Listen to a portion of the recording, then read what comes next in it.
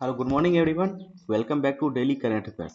तो चलिए ज़्यादा देर ना करते हुए अपने पहले सुर्खी को स्टार्ट करते हैं। पहला सुर्खी जो बनता है हमारा वो क्या है? प्रधानमंत्री ने एसएमजी प्लांट में भारत की पहली इन प्लांट रेलवे साइडिंग परियोजना का उद्घाटन किया है। साइडिंग परियोजना का उद्घाटन किया है, तो ये सुर्खी बनती है। तो आइए इसके बारे में थोड़ा डिटेल्स देखते हैं। डिटेल्स है हमारे पास। प्रधानमंत्री मोदी ने गुजरात के हंसलपुर में मारुति सुजुकी इंडिया के प्लांट में भारत की पहली ऑटोमोबाइल इम्प्लांट रेलवे साइडिंग परियोजना का उद्घाटन किया है। यह रेलवे साइडिंग प्रोजेक्ट जो है मारुति और गुजरात रेल इंफ्रास्ट्रक्चर डेवलपमेंट जी राइट, ठीक है, मारुति मारुति सुजुकी जो है और गुजरात रेल इंफ्रास्ट्रक्चर डेवलपमेंट जी राइट के बीच एक सहयोगात्मक पहल है। इसमें होने क्या वाला है?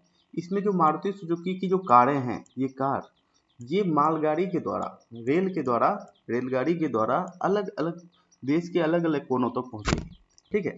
और साथ ही ये अगर किसी और देश में पहुंचाना चाहती है तो उसे पोर्ट का यूज करना पड़ेगा, ठीक है। तो ये जो है इंपोर्ट और एक्सपोर्ट का मामला भी है, और साथ ही ये इंडिया के इंफ्रास्ट्रक्चर डेवलपमेंट के लिए भी एक सहयोगात्मक पहल है, ठीक है। तो चलते हैं हम अगले क्वेश्चन में। तो अगला क्वेश्चन हमारा क्या? अगली सुर्खी है हमारे पास,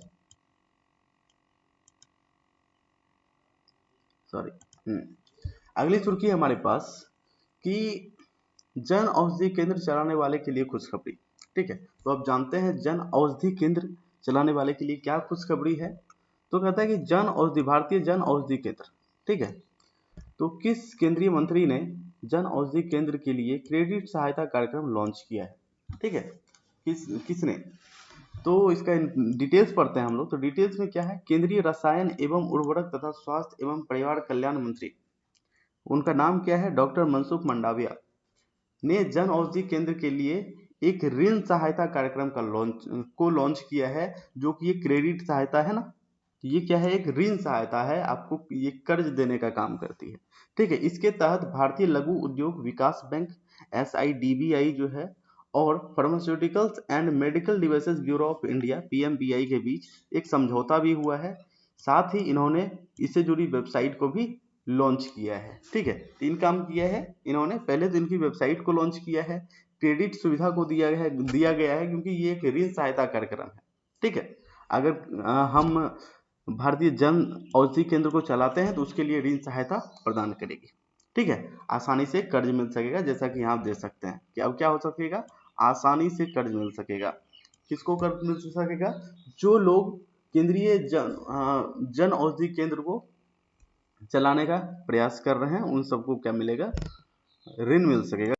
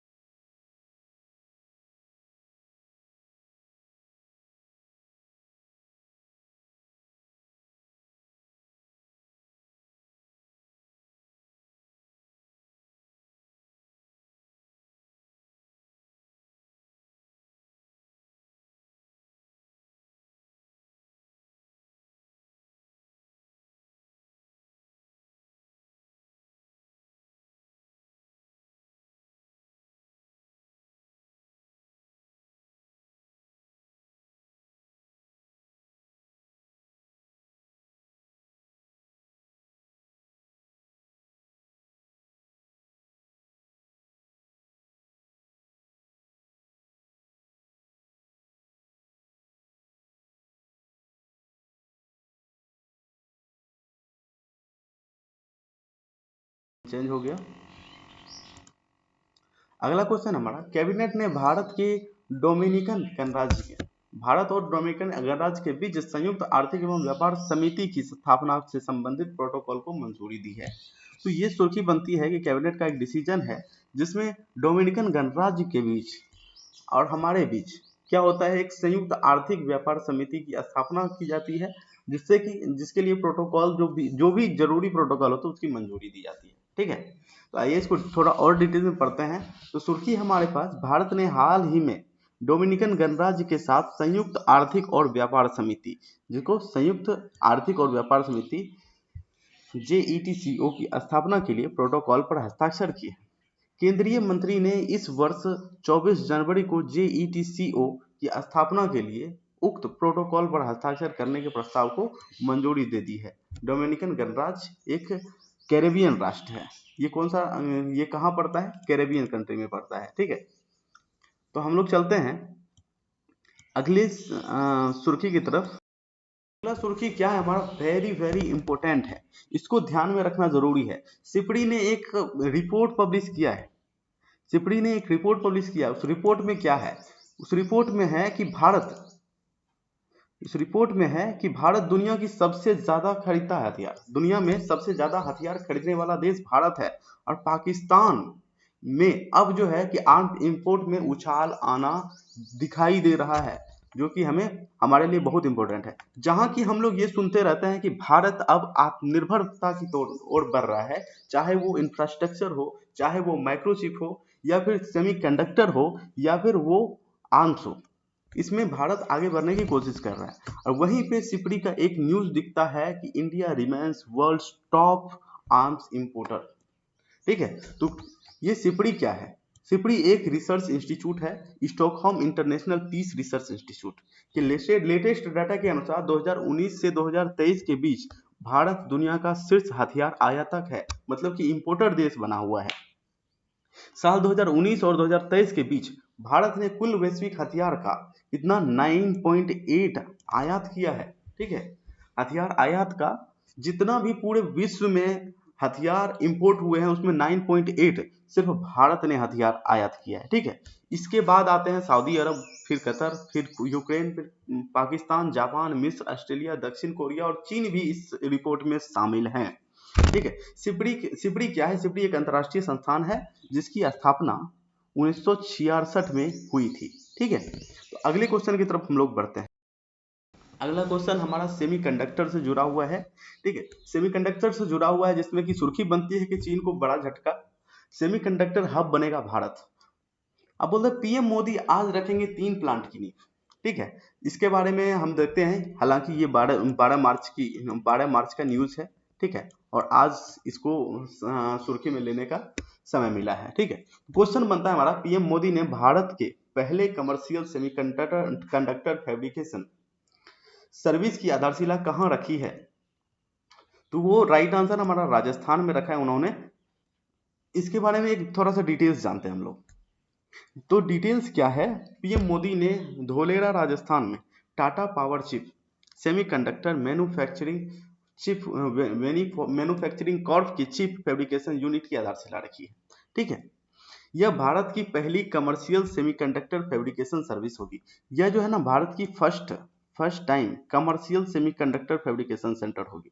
ठीक है, इसमें 1.25 लाख करोड़ रुपए से अधिक, ठीक है, 1.25 लाख करोड़ रुपए से अधिक के 3 प्रोजेक्ट शामिल हैं। ठीक है, इसका जो टारगेट है 1.25 लाख करोड़। ठीक है, 1.25 लाख करोड़। ठीक है, इसमें 3 प्रोजेक्ट शामिल होता है। और इसमें जो उद्घाटन हुआ है मेरा, धोलेरा यूनिट की क्षमता कितनी है? 50,000 वेपर स्टार्ट प्रति माह है। ठीक है, अगर ये सक्सेसफुल रहता है तो हमारे लिए क्या बेनिफिशियल होगा, ये क्या बेनिफिट होगा कि हम यानी कि भारत सेमीकंडक्टर में क्या हो जाएगा? आत्मनिर्भर हो जाएगा। और सेमीकंडक्टर किसी भी छोटे से छोटे डिवाइस के लिए कितना इंपॉर्टेंट है ये सबको पता है।